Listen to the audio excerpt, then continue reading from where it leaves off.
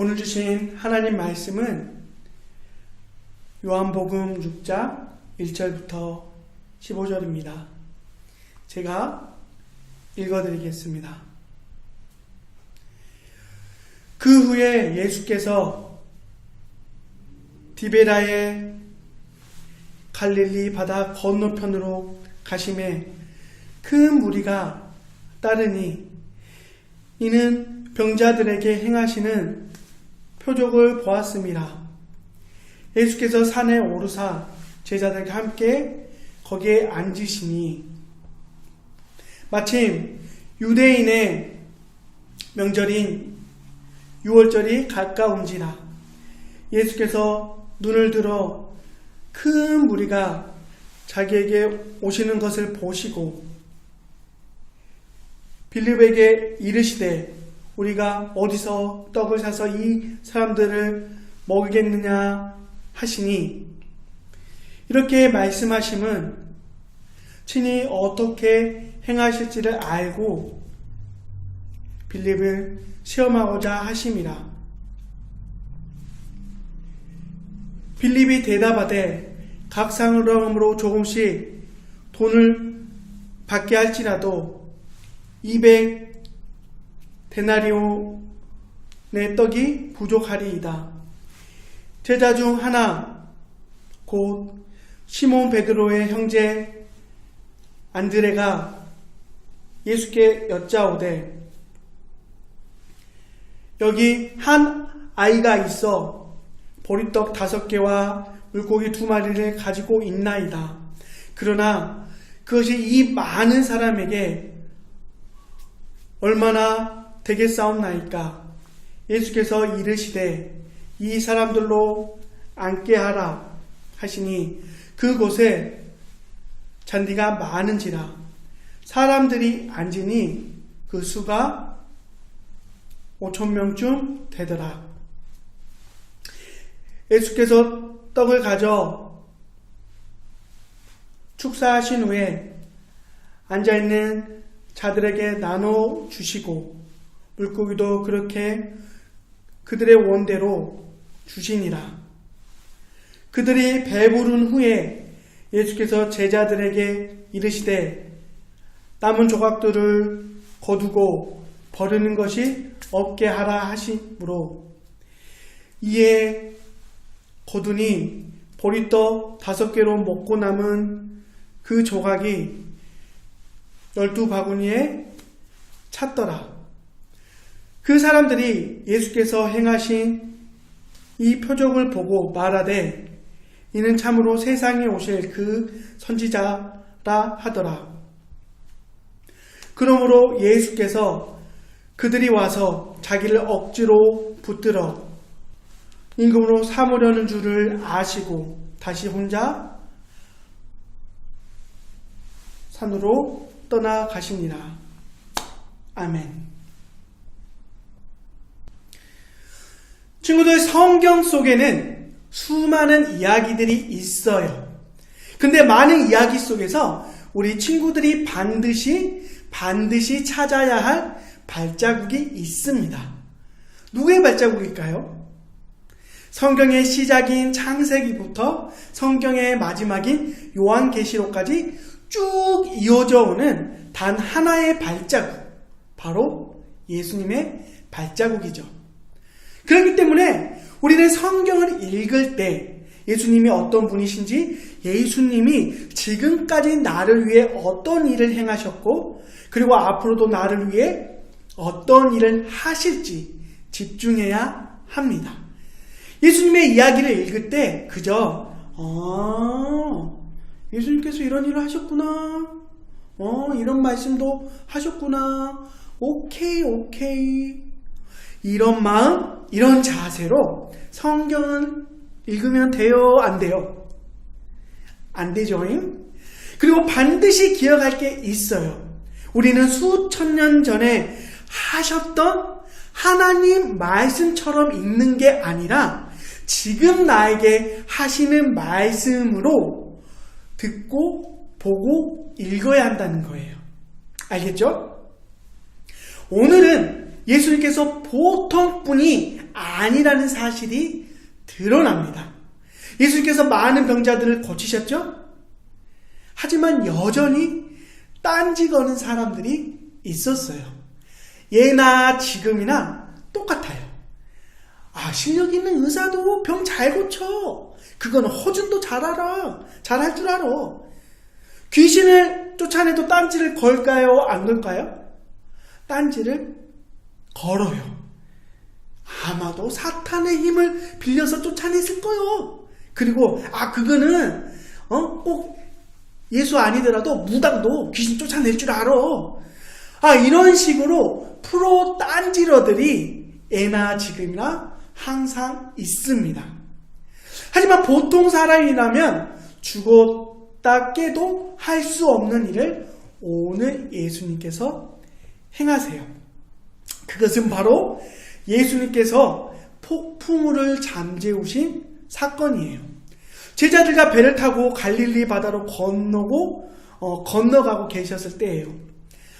예수님은 열심히 사람들을 가르치시고 병을 고치시고 귀신들을 쫓아내느라 매우 피곤하셨기 때문에 배 안에서 주무시고 계셨죠.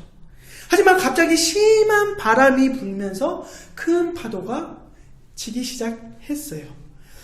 아주 그냥 제자들이 난리가 났어요. 배가 막 요동을 치고 배 안으로 물이 막 들어오는데 제자들이 배 밖으로 물을 막 퍼내는데 퍼내는 물보다 들어오는 물이 더 많아요. 그러면 어떻게 될까요? 결국 배는 물 밑으로 가라앉을 수밖에 없죠. 결국 제자들이 예수님을 깨웁니다. 그리고 예수님은 일어나셔서 바로 상황을 정리하십니다. 바람과 바다를 향해서 가만히 있어. 끝. 단장. 진짜로 성경을 보면 예수님께서 바람을 꾸짖었다고 말씀하세요. 우리 친구들도 한여름에 막 태풍이 막 불 때 밖에 나가서 바람을 한번 꾸짖어 보세요. 막 바람이 갑자기 잠잠해질까요? 이런 놀라운 일들이 일어날까요? 만약에 이런 일을 우리 친구들이 태풍이 불 때 밖에 나가서 바람한테 조용히 하네! 이런 식으로 하면 다음날 엄마와 손잡고 병원 가는 놀라운 일이 일어납니다. 하면 안 돼요. 이 사건을 통해서 분명히 보여주는 게 있어요. 바로 예수님께서 온 세상을 다스리시는 하나님이심을 우리 친구들에게 알려주시는 거예요. 세상 그 누구도 할 수 없는 일, 불가능한 일, 이 놀라운 일을 행하시는 분이 바로 우리 예수님이세요. 예수님은 세상 모든 만물이 순종하는 하나님이신 거죠. 뿐만 아니라 물고기 2마리와 보리떡 5개로 5,000명이 넘는 사람을 먹이시는 분이 우리 예수님이죠. 말이 5,000명이지 여자와 아이까지 포함하면 10,000명이 거뜬히 넘겠죠.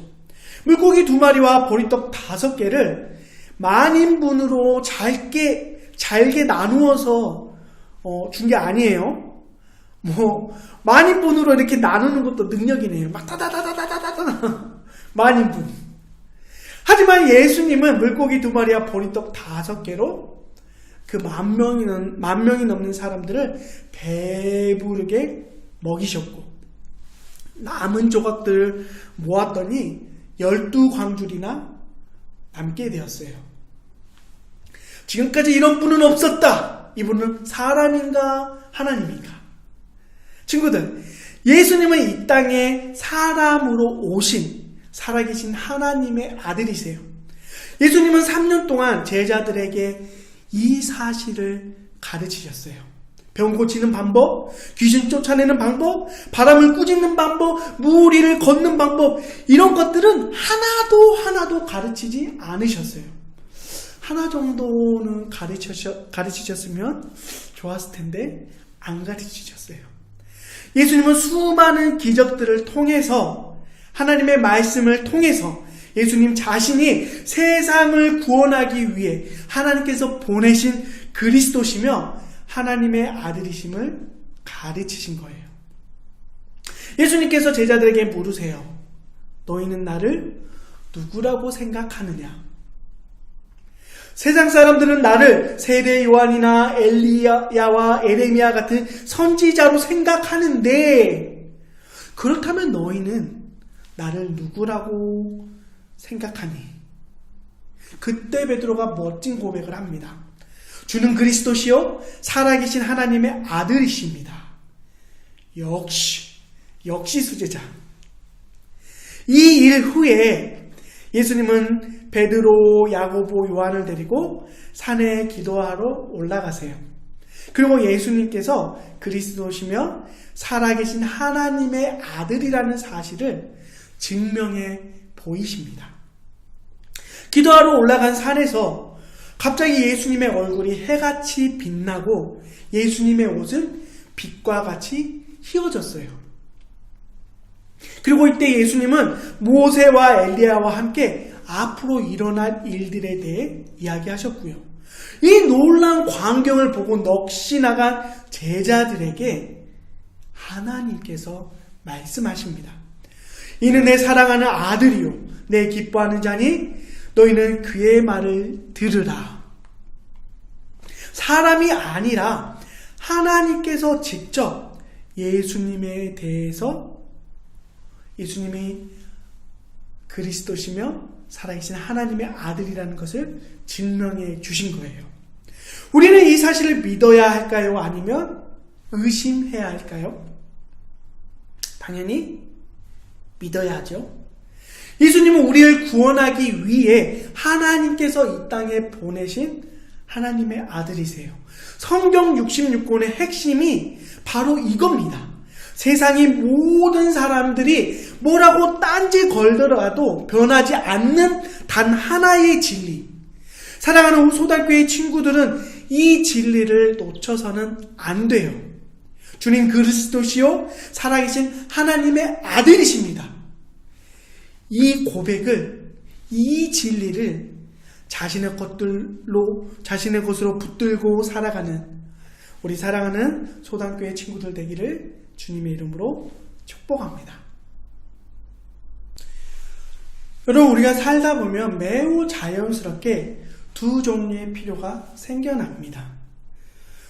우리는 단회적인 필요와 반복적인 필요를 경험하게 됩니다. 단회적인 필요는요, 반복적인 필요보다 조금 더 긴급한 특성을 가지고 있어요. 예를 들면요, 갑자기 돈이 필요할 때가 이와 같은 상황이죠. 통장 잔고는 텅텅 비어 있는데 급전이 필요합니다. 이럴 때 누군가의 도움이 필요하죠. 반복적인 필요는요, 이 단회적인 필요보다 조금 더 여유롭습니다. 예를 들면 하루 3끼 먹는 거를 한번 생각해 보죠. 3끼 중에 한 끼 못 먹으면 큰일이 납니까? 죽습니까? 또 하루 정도 굶는 거 죽습니까? 보통 상황에서는 그렇지 않죠. 하지만 이 반복적인 필요가 긴급성을 갖게 되면 그것보다 더 비참한 일이 없습니다. 먹을 게 없어서요, 열흘 동안 굶는다고 한번 생각해 보세요. 그거는 큰 일이죠. 잘못하면 사람이 죽을 수 있어요. 만약 여러분의 긴급한 필요를 누군가가 해결해 줄 수 있다면 여러분은 어떻게 하시겠습니까? 아마 단단히 붙잡으실 것입니다. 죽고 사는 문제라면 더욱더 붙잡아야겠죠. 체면 차릴 상황이 아닌 거예요. 죽고 사는 문제라면. 근데 오늘 본문에 배고픔의 그 필요, 직면한 수많은 사람들이 등장합니다. 사실 본문에 등장하는 수많은 사람들이 경험하는 배고픔은요, 단회적인 배고픔이 아니에요. 쭉 계속되는 배고픔이에요. 오늘 본문 말씀 4절에 보면요, 마침 유대인의 명절인 유월절이 가까운지라고 그 시간의 배경을 설명해 줍니다. 여러분, 유월절이 가까워질수록 그 당시 가난한 백성들의 배고픔은 더욱더 심했습니다. 옛날 우리나라 그 보리고개 아시죠? 그렇게 생각하시면 돼요. 6월절이 가까웠던 시기에는 먹을 만한 게 없었습니다. 집안 사정이 넉넉한 사람들은 괜찮아요. 작년에 추수해서 쌓아놓은 과일이나 여러 가지 곡식들이 있기 때문에 괜찮지만, 보통 서민들, 그리고 특별히 가난한 사람들, 고아나 과부들은 정말 오랫동안 배고픔에 시달려야 했습니다.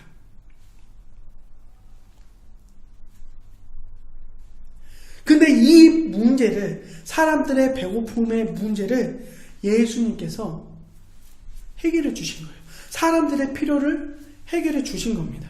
그것도 한 아이 그 손에 있는 물고기 2마리와 보리떡 5개로 배부르게 먹게 하시고 해결해 주셨습니다. 오랜만에 부모들은 자녀들을 배부르게 먹일 수 있었습니다. 제가 만약 그 자리에 있었다면 막 허겁지겁 음식을 막 입에 넣는 자녀들의 모습을 보고 기쁘지만 동시에 막 눈물이 났을 것 같아요. 부모의 마음이 항상 배부르게 먹이고 싶지만 가난해서 못 먹이거든요. 지금 그와 같은 상황이 유월절이 가까운 때였습니다. 오병이어의 기적을 체험했던 백성들 머릿속에 한 인물이 떠올랐습니다. 바로 모세입니다. 텅 빈 광야에서 40년 동안 백성들의 필요를, 배고픔의 문제를 만나와 메추라기로 해결해 주었던 모세. 그리고 모세는 죽기 전에 백성들에게 의미심장한 유언을 남겼습니다. 내 하나님 여호와께서 너희 가운데 내 형제 중에서 너를 위하여 나와 같은 선지자 하나를 일으키시리니 너희는 그의 말을 들을지니라. 아멘. 지금까지 수많은 랍비와 선지자라 일컬어지는 많은 사람들이 나타났었지만 그 누구도 모세처럼 백성들의 배고픔의 문제를 해결해 준 사람이 없었습니다. 모세가 만나와 메추라기로 백성들을 먹였던 것처럼 예수님 또한 물고기 2마리와 보리떡 5개로 백성들을 배부르게 먹여주셨습니다. 백성들은, 그곳에 있었던 백성들은 생각했겠죠. 예수님만 함께 있으면 지긋지긋한 배고픔에서 해방할 수 있겠다. 그 생각에 사로잡힌 무리들은 한 가지 결단을 내립니다.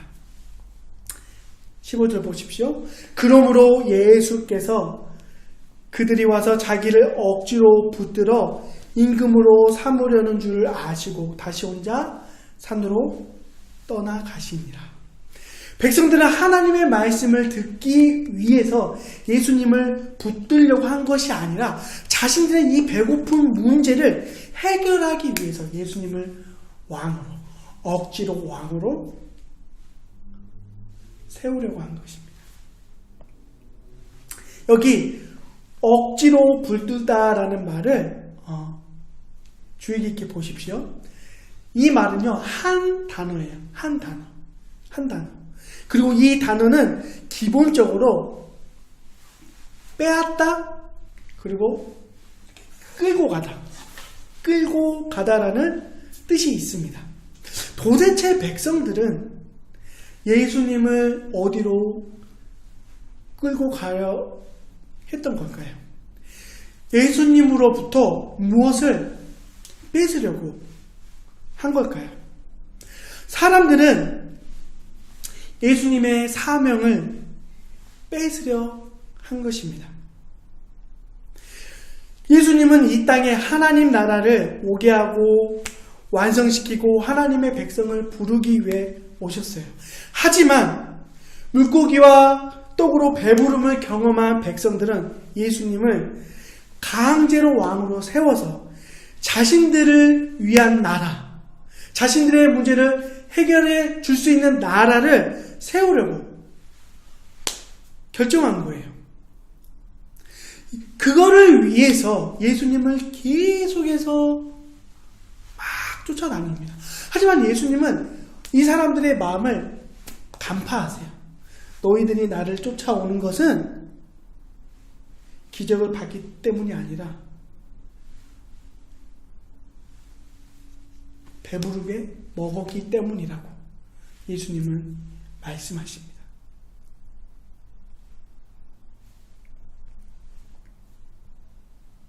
여러분, 예수님께서 썩을 양식을 주기 위해서 이 땅에 오셨습니까? 그렇지 않죠. 예수님은 백성들에게 생명의 떡을 주기 위해서 오셨습니다. 생명의 떡. 예수님은 바로 자신이 생명의 떡임을 드러내기 위해서 오병이어의 기적을 행하신 것입니다. 그저 백성들을 한두 번 정도 배부르게 먹이기 위해서 놀라운 기적을 행하신 게 아니라는 거예요. 51절 보십시오. 나는 하늘에서 내려온 살아있는 떡이니 사람이 이 떡을 먹으면 영생하리라. 내가 줄 떡은 곧 세상의 생명을 위한 내 살이니라 하시니라. 예수님은 자신을 생명의 떡으로 주기 위해 오셨지만 이 진실을 마주한 수많은 사람들은 오히려 예수님을 떠나갔습니다. 66절을 볼까요? 그때부터 그의 제자 중에서 많은 사람이 떠나가고 다시 그와 함께 다니지 아니하더라. 한두 사람이 떠난 것이 아니라 제자 중 많은 사람이 떠났고 다시는 예수님과 함께하지 않았습니다. 예수님을 자기가 원하는 곳으로 끌고 가려 했던 사람들은 모두 예수님을 떠났습니다. 예수님으로부터 예수님의 사명을 뺏으려고 했던 사람들 모두 예수님을 결국 떠났습니다. 저와 여러분은 어떻습니까? 우리는 예수님께서 걸어가신 곳을 향해서 지금 나가고 있습니까? 아니면 여러분이 원하는 곳으로 예수님을 끌고 가려고 하십니까? 주님의 사명이 저와 여러분의 사명이 되어야 합니다. 우리는 결코 세상의 부귀영화가 우리의 사명이 되면 안 됩니다. 예수님을 믿는 것이 곧 하나님의 일입니다. 29절에 분명히 말씀하십니다. 예수께서 대답하여 이르시되 하나님께서 보내신 이를 믿는 것이 하나님의 일이니라 하시니, 예수님의 사명이자 하나님의 일을 하기 위해서 우리에게 믿음이 필요합니다. 믿음이 없이는 하나님을 기쁘시게 할 수 없다라고 성경은 말씀하고 있습니다.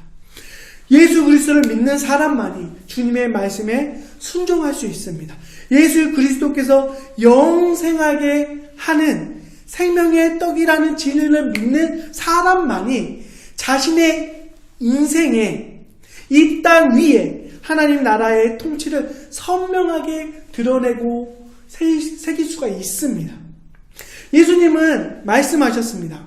썩을 양식을 위하여 일하지 말고 영생하도록 있는 양식을 위하여 하라.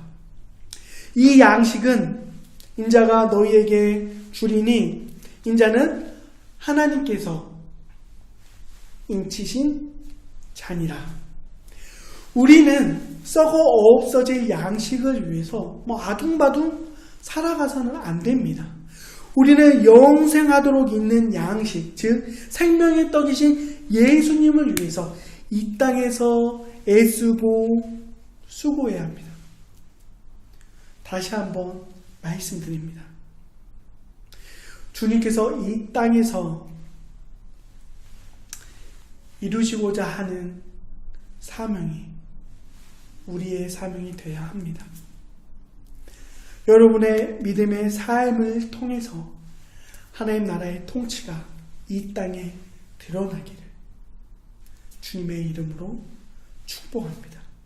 이 일을 위해서 주님께서 자신을 하나도 남김없이 모두 우리에게 주셨다는 것을 붙들고 항상 세상 속에서 주님과 동행하는 저와 여러분 되기를 다시 한번 주님의 이름으로 축복합니다.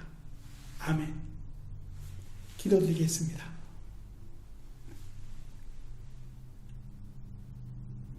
주님, 내가 원하는 곳으로 주님을 끌고 가려 하지 않게 하시며 나의 욕망을 위해서 살아가지 않게 하여 주시옵소서. 나의 욕망을 주님께서 주신 사명처럼 주장하지 않게 하여 주시옵소서. 생명의 떡이신 주님을 믿음으로 우리 삶에 하나님 나라의 통치가 이루어지게 하여 주시옵소서. 진리 앞에서 떠났던 수많은 사람들처럼 되지 않게 하시며 참 생명이신 주님 안에 믿음의 뿌리 내리고 예수님의 성품을 꽃으로 피우고 행함의 열매 맺는 참된 제자 되게 하여 주시옵소서. 감사드리며 생명의 떡이신 예수님의 이름으로 기도드립니다. 아멘.